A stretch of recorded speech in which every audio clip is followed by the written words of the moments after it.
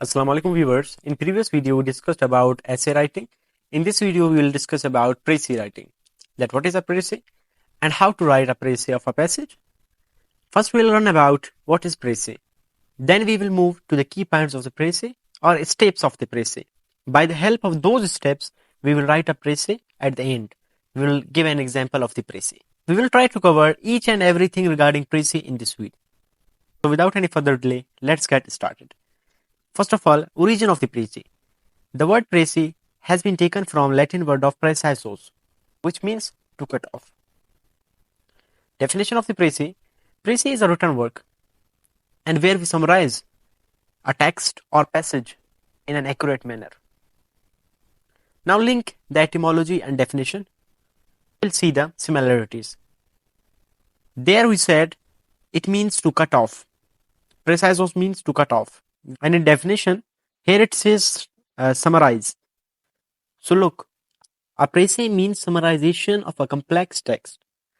When we write a précis of a passage, it is very easier to understand that passage in this précis because it contains the main points and it is shorter and it's very easy to understand.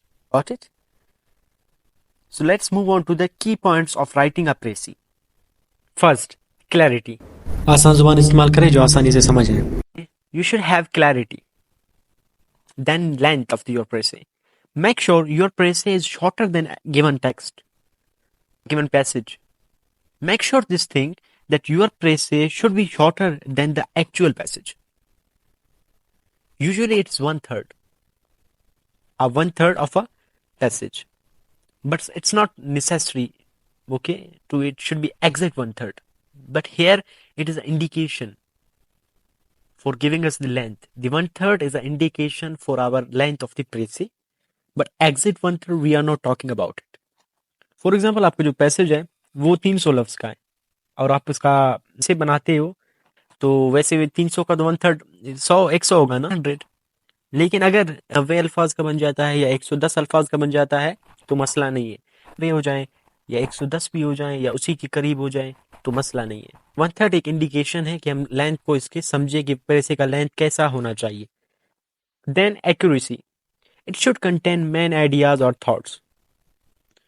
ये जो है आपके passage के इसमें main ideas या thoughts होनी चाहिए. जितने भी मेन आइडियाज है उसमें you should not miss any of the main points from the passage in your précis.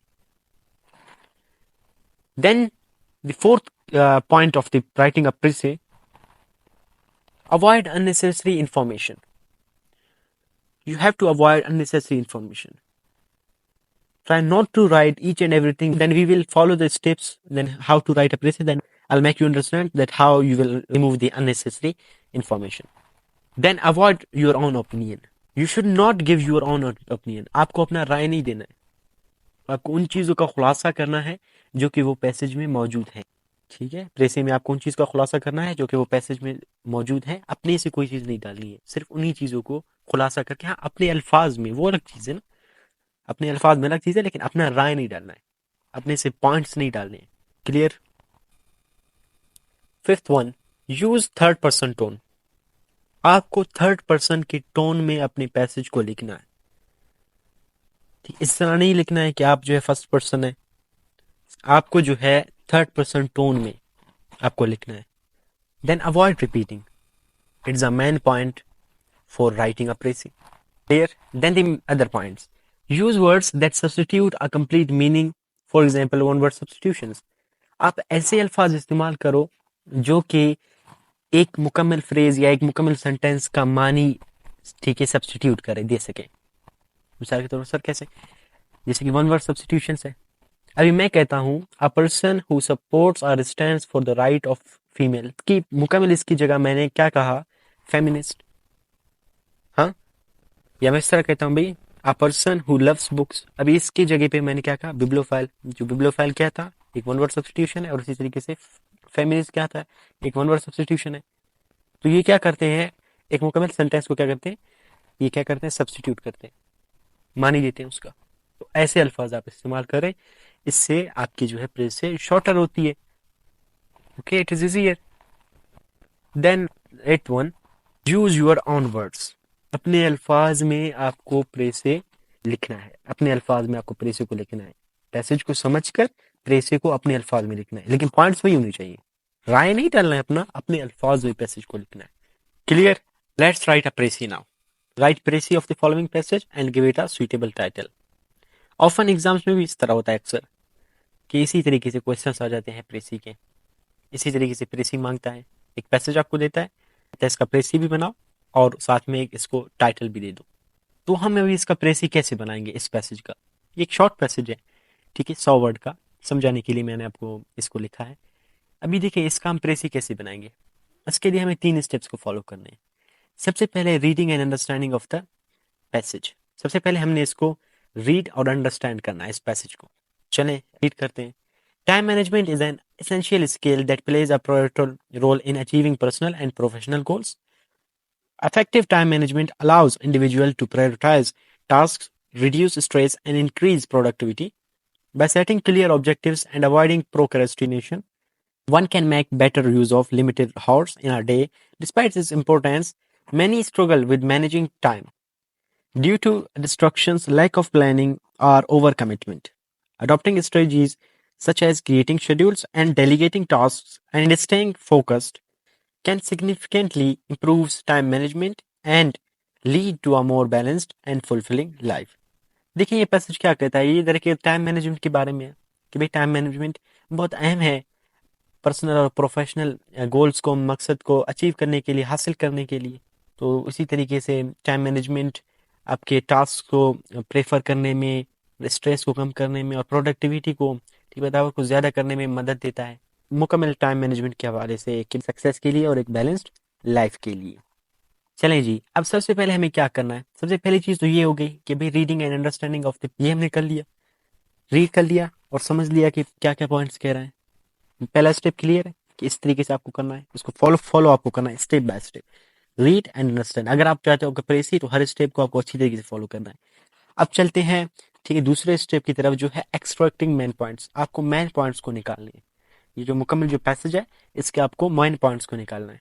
तो चलिए हमने मेन पॉइंट्स यहाँ पे निकाल दिया। ये एक और कलर में, रेड कलर में आपके लिए लिख रहा हूँ ताकि ये समझ आ जाए ये इसके मेन पॉइंट्स थे इस प्रेसी के, तो हमने इनको निकाल दिया अलग।